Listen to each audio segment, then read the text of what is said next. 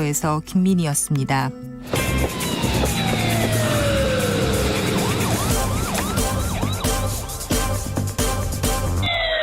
김경래 최강 시사. 예, 김경래 최강 시사 듣고 계시고요. 사찰 문건 관련돼서 얘기를 좀 더 해보겠습니다. 오늘은 판사 출신입니다. 서기호 변호사와 함께 관련된 쟁점들 좀 얘기를 나눠보죠. 서기호 판사님이 아니군요. 서기호 변호사님 연결되어 있습니다. 안녕하세요. 안녕하세요. 예. 자, 이게 사찰이냐 아니냐 일단 이게 첫 번째 쟁점인 것 같아요. 뭐 윤석열 총장까지 올라가는 건 그 다음 문제고. 자, 근데 이게 좀 헷갈립니다. 뭐 예컨대 어제인가요? 그 박주민 의원 같은 경우에 여당의 박주민 의원 같은 경우에 과거에 이렇게 세평 수집하고 이런 거는 뭐 업무의 한 방법으로 허용되는 거다. 이게 약점이나 이런 것들을 취합해가지고 위협하거나 위축하거나 이런 게 아니면은 허용된다라는 취지의 얘기를 방송에서 했단 말이에요. 이거 예전에 했었단 말이에요. 환경부 블랙리스트 관련해서. 근데 이번엔 얘기가 달라집니다. 이거 어떻게 보십니까, 이 부분은? 그 부분에서 이제 사찰이냐 아니냐 기준을 저는 작성 정보 수집 주체 누구냐, 예. 그러니까 권한이 있냐 없냐, 요게 일단 첫 번째인데요. 네. 환경부 블랙리스트에서는 그 직무감찰 범위 내에 있는 정무감찰 권한이 있는 네. 그 상급 기관에서 그런 세평을 수집한 것이기 때문에 예. 정당한 직무검찰 범위에 있었다고 저는 보고요. 네. 그런데 지금 같은 경우는 재판부 판사에 대해서 예. 검찰의 대검의 수사정보정책관실이라는 부서에서 한 거지 않습니까? 네. 이 대검의 수사정보정책관실이라는 그 부서는 예. 재판부 판사들에 대한 직무감찰 권한이 없죠. 전혀 관계가 없는 조직이고. 여기는 수사나 범죄 관련된 정보를 다루는 곳이죠. 예. 네. 그러니까 그 수사정보정책관실이 원래 수사에 관한 정보를 다루는 것이니까 네. 판사들에 대한 신상 정보를 다루는 것도 아니거니와 예. 그러니까 그것도 첫 번째고요. 예. 또 한 가지는 그 기관이 이 재판부 판사에 대한 그 감찰 권한이 있는 쪽이 아니지 않습니까? 그 다음에 공판부 검사하고 자꾸 이렇게 섞어서 이야기를 하더라고요. 윤석열 총장 쪽에서는. 예. 공판부 검사가 개인적으로 그 재판부의 성향을 알아보는 것은 지금 대검 조직이 움직이는 것과 전혀 하늘과 땅 차이입니다. 왜냐하면 재판부 판사가 볼 때 네. 공판 검사는 그냥 상대방 피고인이나 변호인 쪽과 마찬가지로 동등한 당사자일 뿐이거든요. 네. 아무런 힘과 권한이 없어요. 오히려 재판장의 지휘권이 더 강하고. 네. 그렇기 때문에 뭐 공판 검사가 자기 자신에 대해서 뭐 알아보는 거에 대해서 신경도 안 씁니다. 판사는. 하지만 대검의 수사정보정책관실이 그걸 판사들에 대한 신상 정보를 수집한다는 것은 네. 그걸 판사가 알게 된다고 하면은 굉장히 위축될 수가 있죠. 예. 왜냐하면 거기서는 그걸 가지고 나중에 뭐 수사에 활용한다거나 또는 네. 언론에 통해서 언론 플레이를 할 수가 있거든요. 그것도 그 수사정책관실의 검사가 혼자 개인이 한 게 아니라 네. 윤석열 총장이 지시를 받아서 네. 윤석열 총장의 관심 사건에 대해서 그 정보 수집한 거거든요. 그렇기 때문에 대상자인 판사가 느끼는 그 압박감이나 네. 두려움의 정도는 그냥 크다. 예. 자, 그러면 이제 그 정보를 수집한 주체를 보면은 뭐 범죄 정보를 다루는 대검의 수사정보정책관실에서 한 거기 때문에 이게 문제가 크다라고 말씀을 하셨는데, 근데 내용을 보면요. 내용 별게 없는 거 아니냐. 뭐 농구 좋아하고 뭐 누구 처제고 뭐 누구 늦게 일어나가지고 뭐 재판이 늦었고 뭐 이런 정도의 내용이 뭐 그렇게 중요하냐. 이렇게 좀 저쪽에서는 또 반론을 한단 말이에요. 서기호 변호사님께서는 어떻게 보십니까? 첫 번째로는요, 재판부의 재판 진행 방식에 관한 내용들은 그것은 별 문제가 안 됩니다, 물론. 그런데 특정 재판부 재판장이 우리법 연구회 출신이나 합리적인 편입 이런 평가는 마치 우리법 연구회 출신들은 비합리적인데 이분은 좀 합리적인 편이라는 평가를 듣는다. 이런 식으로 그 알려지지 않는 정보를 가지고 수집을 한 것이고요. 또 한 가지는 검찰의 적대적인 편이냐 아니냐 이런 표현들이 있습니다. 그리고 어떤 판사는 다른 재판부의 판사에 비해서 검찰이 상대하기가 수월한 편이다. 이런 표현도 있어서 재판부를 가지고 이 검찰에 유리한 결론을 내릴 판사냐 아니냐라고 미리 딱 성향 분석을 해놓은 거거든요. 그래서 이것은 나중에 검찰이 원하지 않는 검찰총장이 관심 사건인 이 조국 전 장관에 대한 사건이나 이런 재판에 대해서 결론이 뭐 안 좋게 무죄로 난다든가 이럴 때 그걸 가지고 이 재판부의 성향 때문에 그렇다. 재판부가 기본적으로 이게 뭐 좌파 성향이 있다든가 뭐 이런 정치적 성향이 있다든가 이런 식의 하려고 하고 또 한 가지는 뭐 무리야기 법관에서 뭐 음주 뭐 이런 이야기 나오는 거는 그런 것들도 이제 나중에 얼마든지 언론을 통해서 활용할 수가 있는 부분이거든요. 그래서 이게 이 문건에 써 있는 내용 자체가 별거 아닌 것처럼 보이지만은 사실은 뭐 검찰에 불리한 결론을 낼 판사냐 아니냐 위험성이 있냐 없냐 이거 그리고 만약에 위험성이 있을 때 그런 위험성이 현실화될 때 즉 무죄 판결이 선고됐을 때 어떤 포인트로 언론을 통해서 공격할 것이냐 이런 내용들이 담겨져 있기 때문에 이건 심각하다고 보는 겁니다. 지금 좀 전에 무리야기 법관 관련된 말씀을 하셨잖아요. 근데 그 정보는 어떻게 알았을까? 이게 핵심 아니에요, 사실? 예.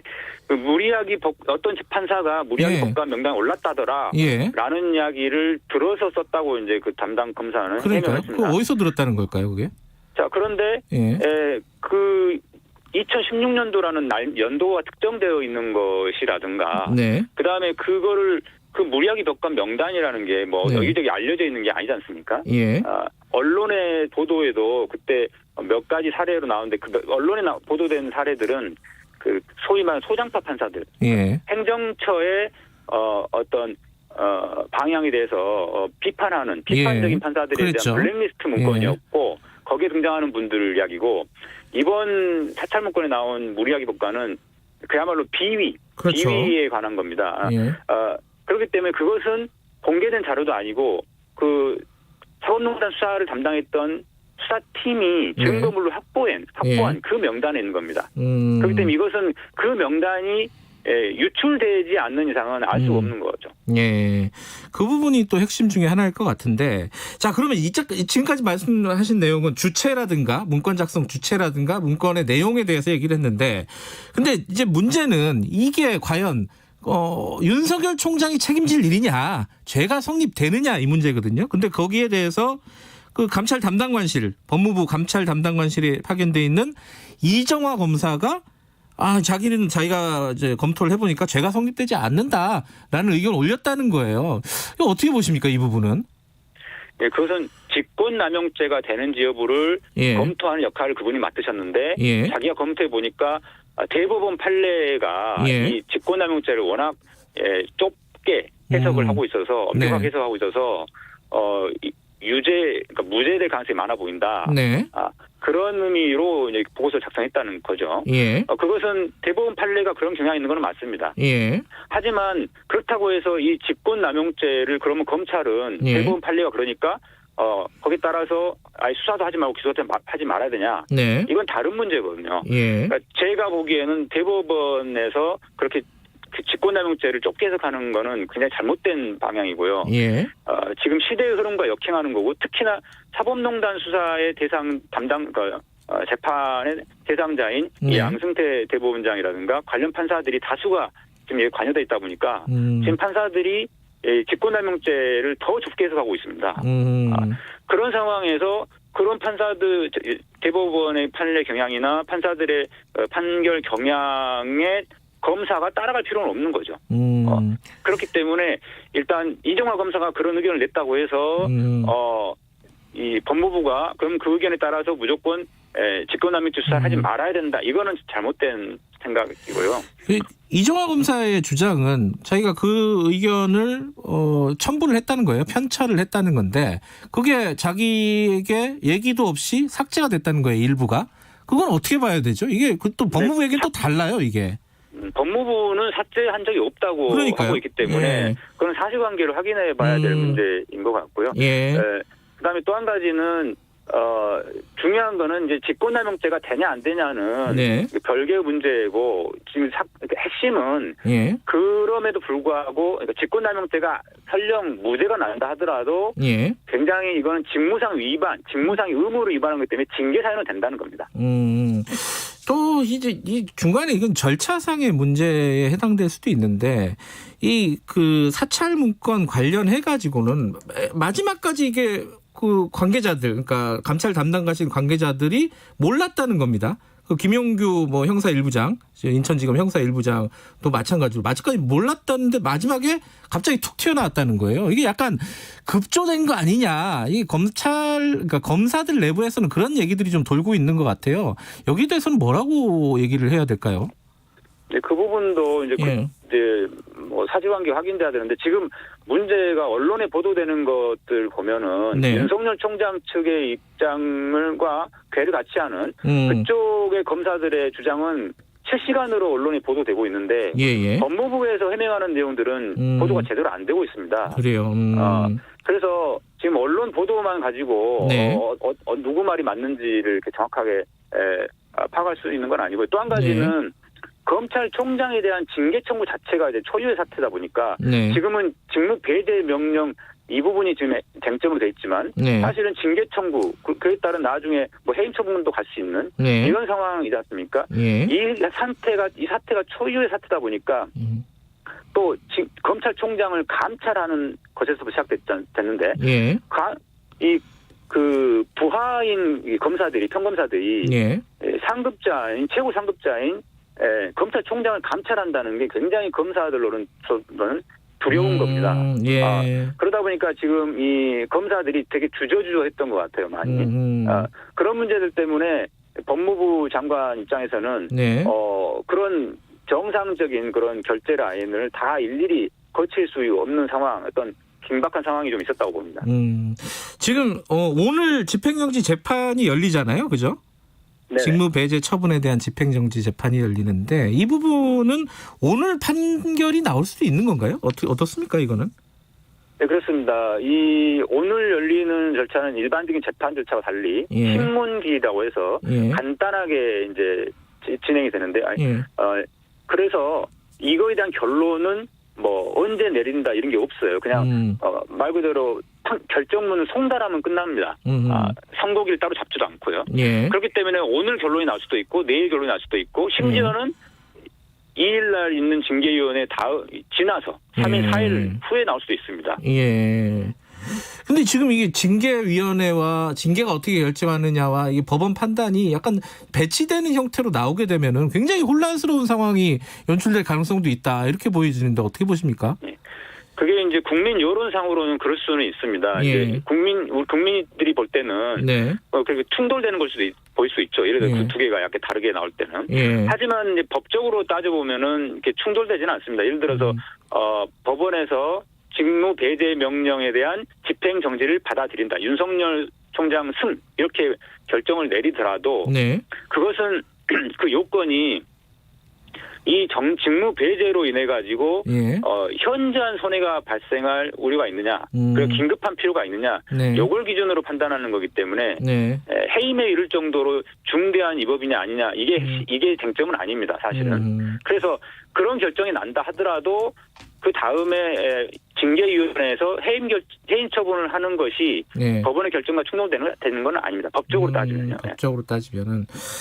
어쨌든 지금 그 검찰들, 뭐 검사들, 특히 이제 평검사들도 이제 뭐 지금 그 직무 배제가 부당하다는 취지의 뭐 성명들을 계속 발표하고 있는데 이게 검난으로 이름을 붙여가면서 이렇게 이어질 가능성은 얼마나 된다고 보십니까? 흔히 뭐 검란이라는 표현을 쓸 때는 어떤 뭐 사표를 던진다든가 예를 들어서 말 그대로 줄사표, 검사들이 집단적으로 막 줄사표를 내버린다고 했으면 하게 되면 검찰의 업무가 마비되는 거 아니겠습니까? 그런 상황일 때 이제 흔히 검란이라는 표현들이 이제 사용되게 되는데 제가 보기에는 검사들이 사표 낼 가능성은 없습니다. 그런 상황에는. 그래요? 왜 그렇게 생각하시는 거죠?